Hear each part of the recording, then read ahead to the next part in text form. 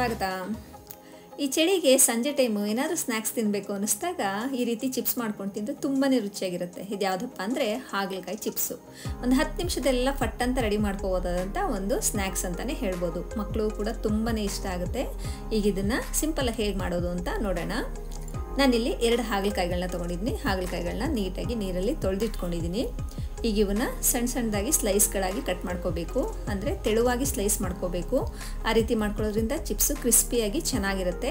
ಆದಷ್ಟು ನಾವು ಎಳೆ ಹಾಗಲಕಾಯಿಗಳನ್ನ ತೊಗೊಂಡ್ರೆ ಚೆನ್ನಾಗಿರುತ್ತೆ, ಯಾಕೆಂದರೆ ಅದು ಮಧ್ಯದಲ್ಲಿ ಬೀಜಗಳಿರೋದಿಲ್ಲ. ಹಾಗಲಕಾಯಿ ಏನಾದ್ರು ಸ್ವಲ್ಪ ಬಲ್ತ್ಬಿಟ್ಟಿದ್ರು ಮಧ್ಯದಲ್ಲಿ ಬೀಜಗಳು ಬರುತ್ತೆ. ನೋಡಿ, ಈ ರೀತಿ ತೆಳುವಾಗಿ ಸ್ಲೈಸ್ಗಳಾಗಿ ಕಟ್ ಮಾಡ್ಕೋಬೇಕು. ಅದರಲ್ಲಿ ಏನಾದರೂ ಬೀಜಗಳಿದ್ದರೆ ಮಧ್ಯದಲ್ಲಿ ತೆಗೆದು ಬಿಡಬೇಕು, ಯಾಕೆಂದರೆ ಬೀಜಗಳೆಲ್ಲ ಸ್ವಲ್ಪ ಗಟ್ಟಿ ಇರುತ್ತಲ್ಲ, ಬೀಜ ಎಲ್ಲ ತೆಗೆದುಬಿಟ್ಟು ಚಿಪ್ಸಾಗಿ ಮಾಡ್ಕೋಬೋದು. ನೋಡಿ, ಈ ರೀತಿ ಬೀಜಗಳಿದ್ದರೆ ತೆಗೆದುಬಿಡಿ. ಈ ಬೀಜ ಇಲ್ಲ ಅಂದರೆ ಹಾಗೇ ಬಳಸ್ಬೋದು, ಏನು ತೊಂದರೆ ಇಲ್ಲ. ಹಾಗಲಕಾಯಿ ಆರೋಗ್ಯಕ್ಕೆ ತುಂಬಾ ಒಳ್ಳೆಯದು. ಹೇಳಬೇಕು ಅಂದರೆ ತುಂಬಾ ಹೆಲ್ತ್ ಬೆನಿಫಿಟ್ ಇರೋವಂಥ ತರಕಾರಿ ಇದು. ಸಾಮಾನ್ಯವಾಗಿ ಎಲ್ಲರೂ ಇಷ್ಟಪಡೋದಿಲ್ಲ ಹಾಗಲಕಾಯಿನ. ಇದರ ಹೆಲ್ತ್ ಬೆನಿಫಿಟ್ಸ್ನ ನಾನು ಡಿಸ್ಕ್ರಿಪ್ಷನ್ ಬಾಕ್ಸಲ್ಲಿ ಹಾಕಿದ್ದೀನಿ. ಇಂಟ್ರೆಸ್ಟ್ ಇದ್ದರೆ ಒಂದು ಸಲ ಚೆಕ್ ಮಾಡಿ ನೋಡಿ. ನೋಡಿ, ಹಾಗಲಕಾಯಿ ಪೀಸ್ಗಳು ರೆಡಿ ಆಯಿತು. ಈಗ ಅದಕ್ಕೆ ಒಂದು ಕೋಟಿಂಗ್ ರೆಡಿ ಮಾಡ್ಕೊಳ್ಳೋಣ. ನಾನಿಲ್ಲಿ 2 ಸ್ಪೂನಷ್ಟು ಕಡಲೆ ಹಿಟ್ಟನ್ನು ತೊಗೊಂಡಿದ್ದೀನಿ, ಜೊತೆಗೆ 2 ಸ್ಪೂನಷ್ಟು ಕಾರ್ನ್ಫ್ಲೋರ್ ಹಿಟ್ಟು, ಜೊತೆಗೆ 1 ಸ್ಪೂನ್ ಅಕ್ಕಿ ಹಿಟ್ಟು, ಮತ್ತು 2 ಸ್ಪೂನು ಅಚ್ಕಾರದ ಪುಡಿ, ಅರ್ಧ ಸ್ಪೂನು ಚಿಕನ್ ಮಸಾಲ ಪುಡಿ, ಮತ್ತು ಅರ್ಧ ಸ್ಪೂನು ಗರಂ ಮಸಾಲ, ಜೊತೆಗೆ ರುಚಿಗೆ ತಕ್ಕಷ್ಟು ಉಪ್ಪು, ಮತ್ತು 2 ಕಡ್ಡಿ ಕರಿಬೇವಿನ ಎಲೆಗಳನ್ನ ಹಾಕ್ತಾಯಿದ್ದೀನಿ. ಈಗ ಇವನ್ನೆಲ್ಲ ನೀಟಾಗಿ ಮಿಕ್ಸ್ ಮಾಡ್ಕೊಳ್ಳೋಣ. ಡ್ರೈಯಾಗಿ ಮಿಕ್ಸ್ ಮಾಡ್ಕೋಬೇಕು. ಆ ಪೌಡರ್ಗಳೆಲ್ಲ ನೀಟಾಗಿ ಮಿಕ್ಸ್ ಆಗಬೇಕು. ಈ ರೀತಿ ಮಿಕ್ಸ್ ಮಾಡಿಕೊಂಡು ಈಗ ಹಾಗಲಕಾಯಿ ಹೋಳುಗಳನ್ನೆಲ್ಲ ಅದರಲ್ಲಿ ಹಾಕಿ ಮಿಕ್ಸ್ ಮಾಡ್ಕೊಳ್ಳೋಣ. ಹಾಗಲಕಾಯಲ್ಲಿ ಸ್ವಲ್ಪ ನೀರಿನ ಅಂಶ ಇರುತ್ತಲ್ಲ, ಅಂದರೆ ತೇವಾಂಶ ಇರುತ್ತಲ್ಲ, ಅದೆಲ್ಲ ನೀಟಾಗಿ ಪೌಡರ್ನ ಅಬ್ಸರ್ವ್ ಮಾಡ್ಕೊಳ್ಳುತ್ತೆ. ಅದಕ್ಕೋಸ್ಕರ ನಾವು ಮೊದಲಿಗೆ ನೀರನ್ನು ಹಾಕಿ ಕಲಿಸ್ಬಾರ್ದು. ಈ ರೀತಿ ಡ್ರೈ ಪೌಡರ್ನೇ ನೀಟಾಗಿ ಹಾಗಲಕಾಯಿಗಳಿಗೆಲ್ಲ ಮಿಕ್ಸ್ ಮಾಡಬೇಕು. ನೀಟಾಗಿ ಪೌಡರ್ನೆಲ್ಲ ಅಬ್ಸರ್ವ್ ಮಾಡ್ಕೊಳ್ಳುತ್ತೆ. ಈ ರೀತಿ ನೀಟಾಗಿ ಅಬ್ಸರ್ವ್ ಮಾಡ್ಕೊಂಡ್ಮೇಲೆ ಈಗ ಸ್ವಲ್ಪನೇ ನೀರನ್ನು ಹಾಕಿ ಕಲಿಸ್ಕೋಬೇಕು. ನೋಡಿ, ಎಷ್ಟು ಬೇಕೋ ನೋಡಿಕೊಂಡು ಸ್ವಲ್ಪನೇ ಹಾಕೋಬೇಕು. ಒಂದೇ ಸಲ ನೀರನ್ನ ಜಾಸ್ತಿ ಹಾಕೋಬಾರ್ದು, ತೆಳು ಆಗಿಬಿಡುತ್ತೆ, ಆವಾಗ ಚಿಪ್ಸ್ ಚೆನ್ನಾಗಿ ಬರೋದಿಲ್ಲ. ಈ ರೀತಿ ನೋಡಿಕೊಂಡು ಸ್ವಲ್ಪನೇ ನೀರನ್ನು ಹಾಕ್ಕೊಂಡು ಕಲಿಸ್ಕೋಬೇಕು. ನೀಟಾಗಿ ಹಾಗಲಕಾಯಿ ಹೋಳುಗಳಿಗೆ ಆ ಮಿಶ್ರಣ ಎಲ್ಲ ಕೋಟಿಂಗ್ ಆಗಬೇಕು, ಆ ರೀತಿ ಕಲಿಸ್ಕೋಬೇಕು. ನೋಡಿ, ಈ ರೀತಿ ನೀಟಾಗಿ ಕಲಿಸ್ಕೊಂಡ್ರೆ ರೆಡಿ ಆಯಿತು. ಈಗ ಇದನ್ನು ಒಂದು 10 ನಿಮಿಷ ಇಟ್ಟು ಬೇಕಾದರೂ ಫ್ರೈ ಮಾಡ್ಕೋಬೋದು, ಇಲ್ಲಾಂದರೆ ಕಲಸಿದ ತಕ್ಷಣವೇ ಫ್ರೈ ಮಾಡ್ಕೋಬೋದು.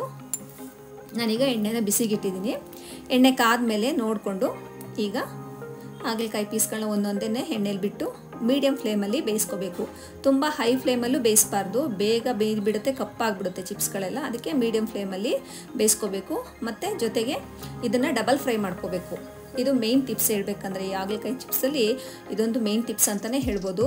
ನಾವು ಹಾಗಲಕಾಯಿ ಚಿಪ್ಸ್ಗಳನ್ನ ಅರ್ಧದಷ್ಟು ಮೊದಲು ಬೇಯಿಸ್ಕೊಂಡು ಎಣ್ಣೆಲಿ, ಆಮೇಲೆ 1 ನಿಮಿಷ ಎಣ್ಣೆಯಿಂದ ಹೊರಗಡೆ ತೆಗೆದು 1 ನಿಮಿಷ ಬಿಟ್ಟು ಮತ್ತೆ ಎಣ್ಣೆಲ್ಲ ಹಾಕಿ ಮತ್ತೆ ಫ್ರೈ ಮಾಡ್ಕೋಬೇಕು. ಈ ರೀತಿ ಡಬಲ್ ಫ್ರೈ ಮಾಡೋದ್ರಿಂದ ತುಂಬ ಕ್ರಿಸ್ಪಿಯಾಗಿ ಬರುತ್ತೆ ಚಿಪ್ಸ್ಗಳು. ನೀವು ಈ ಟಿಪ್ಸ್ನ ಫಾಲೋ ಮಾಡಲೇಬೇಕು. ನೋಡಿ, ಈ ರೀತಿ ತಿರುವು ಹಾಕಿ ಒಂದು 5 ನಿಮಿಷ ನಿಧಾನವಾಗಿ ಮೀಡಿಯಮ್ ಫ್ಲೇಮಲ್ಲಿ ಬೇಯಿಸ್ಕೋತೀನಿ. ಈ ಚಿಪ್ಸ್ನ ಮಾಡಿ ಸ್ಟೋರ್ ಮಾಡಿ ಇಟ್ಕೋಬೋದು, ತುಂಬ ಚೆನ್ನಾಗಿರುತ್ತೆ. ಅದರಲ್ಲೂ ಲಂಚ್ ಟೈಮಲ್ಲಾಗಲಿ ಡಿನ್ನರ್ ಟೈಮಲ್ಲಾಗಲಿ ಅನ್ನ ಸಾಂಬಾರು ರಸಮ್ ರೈಸ್ ಏನಾದರೂ ಮಾಡಿದಾಗ ಸೈಡ್ ಡಿಶ್ಶಾಗಿ ಕೂಡ ಬಳಸ್ಕೋಬೋದು.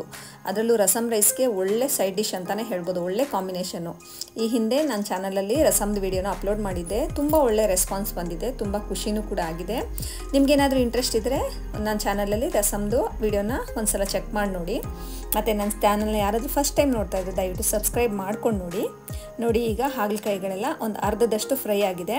ಈಗ ಇದನ್ನೆಲ್ಲ ಎಣ್ಣೆಯಿಂದ ಹೊರಗಡೆ ತೆಗೆದುಬಿಡ್ತೀನಿ. ಈ ರೀತಿ ತೆಗೆದುಬಿಟ್ಟು 1 ನಿಮಿಷ ಆದಮೇಲೆ ಮತ್ತೆ ಎಣ್ಣೆಗೆ ಬಿಟ್ಟು ಒಂದು 2 ರಿಂದ 3 ನಿಮಿಷ ಮೀಡಿಯಮ್ ಫ್ಲೇಮಲ್ಲಿ ನಿಧಾನವಾಗಿ ಫ್ರೈ ಮಾಡ್ಕೋಬೇಕು. ಈ ರೀತಿ ಮಾಡೋದ್ರಿಂದ ಒಳ್ಳೆ ಕ್ರಿಸ್ಪಿಯಾಗಿರುವಂಥ ಚಿಪ್ಸ್ಗಳು ರೆಡಿಯಾಗುತ್ತೆ. ಒಳ್ಳೆ ಗೋಲ್ಡನ್ ಕಲರ್ ಬರೋ ರೀತಿಲಿ ಫ್ರೈ ಮಾಡ್ಕೊಂಡು ತೆಗಿಬೇಕು. ತುಂಬ ಜಾಸ್ತಿ ಕಪ್ಪಾಗೋ ರೀತಿಲೂ ಬೇಯಿಸಬಾರ್ದು. ಒಳ್ಳೆ ಹದ ನೋಡಿಕೊಂಡು ಈ ರೀತಿ ಒಳ್ಳೆ ಗೋಲ್ಡನ್ ಕಲರ್ ಬಂದ ತಕ್ಷಣ ಎಣ್ಣೆಯಿಂದ ತೆಗೆದ್ರೆ ಗರ್ಗರಿಯಾದ ಹಾಗಲಕಾಯಿ ಚಿಪ್ಸ್ಗಳು ರೆಡಿ ಆಯಿತು. ನೋಡಿ, ಇದೇ ರೀತಿ ಇನ್ನೊಂದು ಬ್ಯಾಚ್ನು ಕೂಡ ಎಣ್ಣೆಯಲ್ಲಿ ಬೇಯಿಸ್ಕೊತಾ ಇದ್ದೀನಿ. ಹೀಗೆ ಸುಲಭವಾಗಿ ಒಂದು 10 ನಿಮಿಷದಲ್ಲೇ ಸಂಜೆ ಟೈಮು ಸ್ನ್ಯಾಕ್ಸ್ಗೆ ಇಲ್ಲ ಕಾಫಿ ಟೀ ಜೊತೆಗೆ ಸರ್ವ್ ಮಾಡೋದಕ್ಕೆ ಈ ರೀತಿ ಹಾಗಲಕಾಯಿ ಚಿಪ್ಸ್ನ ಮಾಡ್ಕೋಬೋದು. ಮಕ್ಕಳು ಕೂಡ ತುಂಬಾ ಇಷ್ಟ ಆಗುತ್ತೆ.